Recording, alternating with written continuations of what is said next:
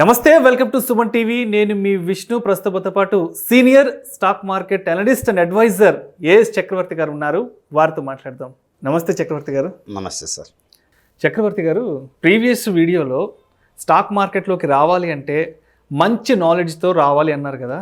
So ఆ మంచి knowledge అంటే ఎటువంటి నాలెడ్జ్ అయి ఉండాలి, ఎటువంటి విషయ పరిజ్ఞానాన్ని కలిగి ఉండాలి? సో దీని గురించి మీ అనుభవపూర్వకంగా డీటెయిల్గా తెలియచేయగలరు? చెప్తానండి. స్టాక్ మార్కెట్లో రకరకాల ఎనాలిసిస్లు ఉన్నాయి. అన్నిట్లో కంటే ఒకటి ఫండమెంటల్స్ అంటారు. అంటే balance sheet, profit and loss అకౌంట్ని అనాలిసిస్ చేసి ఫండమెంటల్గా స్ట్రాంగ్గా ఉందా లేదా ఈ కంపెనీ అని తెలుసుకోవటం ఒకటి. దాన్ని ఫండమెంటల్ అనాలిసిస్ అంటాం. అంటే complete balance sheet, profit and loss are going to analyze properly by using accounting ratios. ఓకేనా? ప్రిన్సిపల్స్ వాడి మనం ఇది ఖచ్చితంగా స్ట్రాంగ్ కంపెనీ, సౌండ్ కంపెనీ అన్నమాట అనేది అనలైజ్ చేయటం ఒకటి.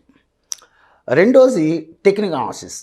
That's very very important expect to get success in stock market. Technical analysis తెలియకుండా ఎట్టి పరిస్థితుల్లోనూ స్టాక్ మార్కెట్లో రావద్దని చెబుతాను నేను. టెక్నికల్ అనాలిసిస్ మీద మంచి అవగాహన కలిగి ఉన్న వాళ్ళే మార్కెట్లో రమ్మని చెబుతాం. ఫ్లూకే డబ్బు సంపాదిస్తే తప్పచ్చు. ఇప్పుడు ఎవరైనా ఒక మాట చెప్పారు, కొన్నాడు, క్వశ్చనే లేదు, కొన్నాడు, పెట్టుబడి పెట్టాడు, అదేదో ఫ్లూగా పెరిగింది, డబ్బు సంపాదించాడు. సో స్టాక్ మార్కెట్ అంతా ఈజీ అనే ఫీలింగ్లో ఉంటాడు. తర్వాత డబ్బు తీసుకెళ్ళి మళ్ళీ స్టాక్ మార్కెట్లో పెట్టాడు అనుకోండి, ఇంకోటి ఏదో చెబుతాడు, లేచిపోతాయి. అందువల్ల మార్కెట్లో టెక్నాలజీస్ నాలెడ్జ్ ఏంటంటే ఎక్కడ కొనాలి, ఎక్కడ అమ్మాలి, ఎక్కడ కరెక్షన్ స్టార్ట్ అవుతుంది, ఎక్కడ కన్సాలిడేట్ అవుతుంది, టేక్ ఆఫ్ ఏంటి, సపోర్ట్లు, రెసిస్టెన్స్ లాంటి చాలా కాన్సెప్ట్స్ ఉంటాయి. అందువల్ల టెక్నికల్ అనాలిసిస్ నాలెడ్జ్ లేకుండా ఎవడు మార్కెట్లో రాకూడదు. That's my strong opinion. Number 2 అంటే 1 ఈజ్ ఫండమెంటల్ అనాలిసిస్, అంటే కంపెనీ సౌండ్నెస్ తెలుసుకోవటం. 2 టెక్నాలజీస్, మూమెంట్ అబ్జర్వ్ చేయటం. అసలు టేక్ ఆఫ్ తీసుకోబోతుందా లేకపోతే కొలాప్స్ అవబోతుందా, ఇవన్నీ టెక్నాలజీస్ బేస్ చేసుకొని డిసైడ్ అవుతాం. 3వది ఇది కాకుండా ఇంకోటి ఏంటంటే ఆస్ట్రాలజీ చూస్తున్నాను ఈ మధ్యకాలంలో. అదొక సైన్స్, మనం తప్పటానికి వీల్లేదు. ఆస్ట్రాలజీని ఫాలో అయ్యి సక్సెస్ తీసుకుంటున్న వాళ్ళు కూడా ఉన్నారు. అంటే మనకు తెలియదు. ఇప్పుడు యాక్చువల్గా ఆస్ట్రాలజీ గురించి ఐ డోంట్ నో. యాక్చువల్లీ ఈ గురుడు అంటాడు, శుక్రుడు ఉందంటాడు, కేతు అటు వచ్చాడు, రాహు ఇటు పోయాడు అంటాడు. సో ఇప్పుడేమో ఈ గ్రహం ఫోకస్ అయింది, మెటల్ కొనాని అంటాడు, ఈ గ్రహం ఇది ఉంది, ఫార్మా బాగుంటుంది అంటాడు. వాటి మీద నాకు వాస్తవంగా పరిజ్ఞానం లేదు నిజాయితీ చెప్పాలంటే. ఆస్ట్రాలజీ మీద నాకు జీరో జ్ఞానం, అంటే జీరో నాలెడ్జ్ ఫ్రాంక్లీ స్పీకింగ్. అందువల్ల నాకు దాని మీద అవగాహన కూడా లేదు. కాబట్టి అది తప్పు అని చెప్పలేను, అది ఒప్పు అని చెప్పలేను. నాకు ప్రాపర్గా నేను దాని మీద అవగాహన ఉండి అది వర్కౌట్ అవుతుందా లేదా అని స్టడీ చేస్తుంటే అది వర్కౌట్ అవుతుందనో వర్కౌట్ కావట్లేదనో చెప్పగలిగేవాడిని ఆస్ట్రాలజీ గురించి. సెంటిమెంటల్ ఇండికేటర్స్ అంటాం. అంటే ఈ సెంటిమెంటల్ ఇండికేటర్స్ అంటే మీకు వచ్చేసరికి వాల్యూమ్స్ చూడటం, ఓల్డ్ మార్కెట్ కండిషన్స్ చూడటం, ఓపెన్ ఇంట్రెస్ట్ చూడటం, పుట్ కాల్ రేషియోలు చూడటం, ఇలాంటివన్నీ సెంటిమెంటల్ ఇండికేటర్స్ అంటారు. అంటే ఒక స్టాక్ టెక్నికల్గా it is ready to take off అని చెప్పబోతుంది.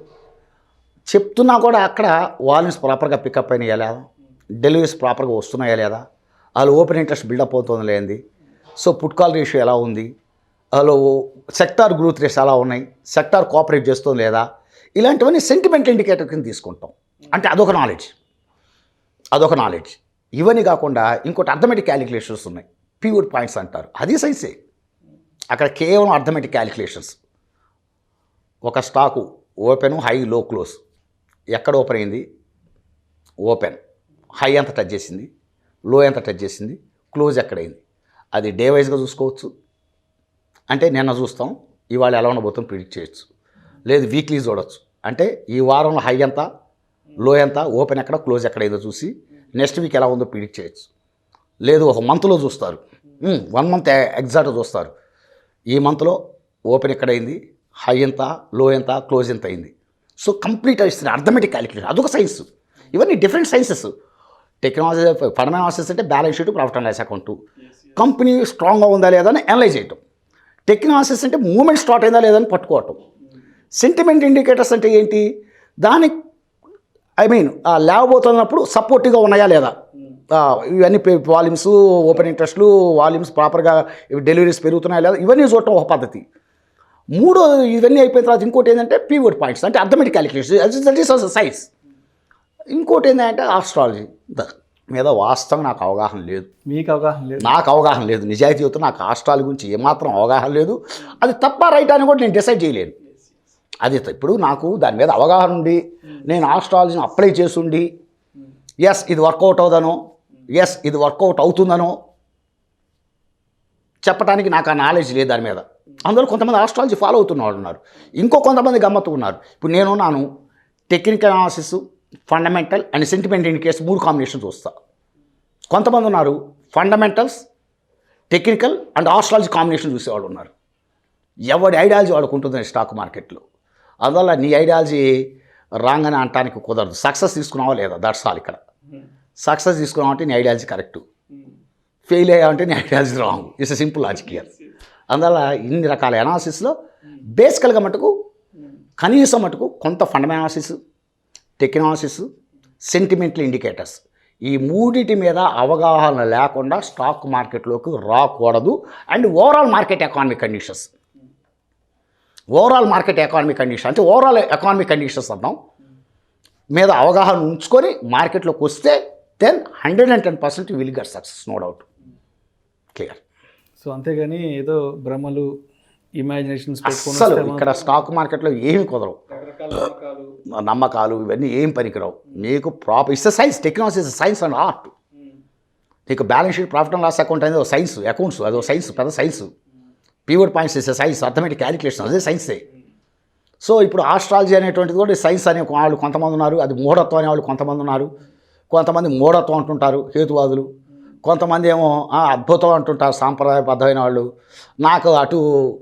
నాకున్న పరిధిలో నేనేం చెబుతానంటే, ఏదైనా ఒక విషయం మీద పరిపూర్ణమైన జ్ఞానం లేకుండా అది తప్పు అని కానీ ఇది ఒప్పు అని కానీ అనేటువంటి ఐడియా, అంటే నేను ఆల్రెడీ నాకు అవగాహన ఉన్నట్టయితే ఆస్ట్రాలజీ మీద అది తప్పు ఒప్పు చెప్పేవాడిని. నాకు ఏ అవగాహన లేకుండా తప్పు రైటు నేనేం చెబుతాను. ఇప్పుడు నా ఫ్రెండ్ సర్కిల్లో ఉన్నారు విపరీతంగా ఆస్ట్రాలజీ ఫాలో అయ్యే వాళ్ళు ఉన్నారు. వాళ్ళు టెక్నాలజీస్ ఆస్ట్రాలజీ కాంబినేషన్ వెళ్తారు. అదే నన్ను అడిగా అనుకో, నేను fundamental, technical and sentimental indicators combination వెళ్తాను. That's my feeling. ఇంకోళ్ళు అచ్చంగా పీవర్డ్ పాయింట్స్ వరకే చూసేవాళ్ళు ఉన్నారు, అసలు ఏమి తెలియదు వాళ్ళకి. సింపుల్గా they are observing, just pivot points చూస్తారు అంతే, అర్థమెటిక్ క్యాలిక్యులేషన్స్, అది ఒక సైన్సే. Okay, right. అయితే ఇవన్నీ చూస్తున్నప్పుడు కూడా ఓవరాల్ ఎకానమిక్ కండిషన్స్ అనేది చూసుకోగలగాలి. అంటే ఓవరాల్గా అసలు జీడిపి ఎలా ఉంది, ఇన్ఫ్లేషన్ ఎలా ఉంది దేశంలో, గ్రోత్ రేట్స్ ఎలా ఉంది, Indian economic growth, world economic ఎలా ఉంది. వరల్డ్ ఎకానమీ కోఆపరేట్ చేయాలి, ఓవరాల్ ఇండియన్ ఎకానమీ కోఆపరేట్ చేయాలి, జీడిపి ఇవన్నీ కోఆపరేట్ చేయాలి, ఐఏపీ డేటాలు కోఆపరేట్ చేయాలి. మీకు సేల్స్ డేటాలు చూసుకోవాలి, ప్రతి నెల సేల్స్ డేటాలు వస్తుంటాయి. మీకు అన్నీ చూసుకొని ఇంట్రెస్ట్ రేట్ చూసుకోవాలి, బ్యాంక్ రేట్ చూసుకోవాలి, మీకు అన్ఎంప్లాయ్మెంట్ డేటాలు ఇవన్నీ చూసుకోవాలి. ఇవన్నీ చూసుకొని జాగ్రత్తగా స్టాక్ మార్కెట్ చేసే వాళ్ళకి ఎప్పుడు లాభాలు వస్తాయి. అంటే ఒక రకమైన మంచి జ్ఞానం ఉన్నటువంటి వాళ్ళు రావాలి. లేనప్పుడు ఏంటంటే ఒక నెల 2 నెలలు కష్టపడాలి దాని గురించి. ఆ కష్టపడి వస్తే ఎప్పుడు మార్కెట్లో డబ్బులు నష్టపోరు. సో ఓవరాల్గా స్టాక్ మార్కెట్లోకి రావాలంటే సెంటిమెంట్స్, తర్వాత నమ్మకాలు, ఇమాజినేషన్స్, భ్రమలు ఇవన్నీ పక్కన పెట్టి ఒక ఫండమెంటల్ అనాలిసిస్, ఒక టెక్నికల్ అనాలిసిస్ గురించి తెలుసుకొని వాటి మీద విషయ పరిజ్ఞానాన్ని, సెంటిమెంటల్ ఇండికేటర్స్ అంటే అవి కూడా సైన్స్. సెంటిమెంట్ ఇండికేటర్ వాల్యూమ్స్ ఇవన్నీ చూస్తాం, పికప్ అవుతున్నాయా లేవని చూస్తాం. వీటన్నిటి మీద అంటే 3 రకాలుగా అనలైజ్ చేసి ఈ సపోర్ట్ తీసుకొని ఎస్ ఇది బాగుంది అన్నప్పుడు మీరు రావచ్చు, తప్పే లేదు. ఆ స్టాక్ ఖచ్చితంగా కొనండి, అది ఫండమెంటల్గా స్ట్రాంగ్ ఉంది, టెక్నికల్గా రెడీ టు టేక్ ఆఫ్ ఉంది, ఆ టైంలో వాల్యూమ్స్ అన్నీ కూడా కోఆపరేట్ చేస్తున్నాయి. ఖచ్చితంగా మీకు ఎట్టి పరిస్థితుల్లో అది నష్టం అనేది ఇవ్వదు. ఆ స్టాక్ 110% ఇవ్వదు. ఈ 3 సినారియోలు కనుక కలిసినాయంటే, 3 సినారియోలు కనుక కరెక్ట్గా ఉన్నాయంటే ఖచ్చితంగా ఆ స్టాక్ ఎట్టి పరిస్థితులు నీకు లాస్ అనేది ఇవ్వదు. రైట్. Thank you. 110% నేను చెప్తున్నాను. థ్యాంక్ యూ చక్రవర్తి గారు, థ్యాంక్ యూ సో మచ్. కొత్తగా స్టాక్ మార్కెట్లోకి వచ్చేవాళ్ళు ఎటువంటి విషయ పరిజ్ఞానాన్ని పెంపొందించుకోవాలి సో అనే అంశానికి సంబంధించి చాలా డీటెయిల్డ్గా ప్రేక్షకులకు తెలియజేశారు sir. Thank you so much Chakravarthi గారు.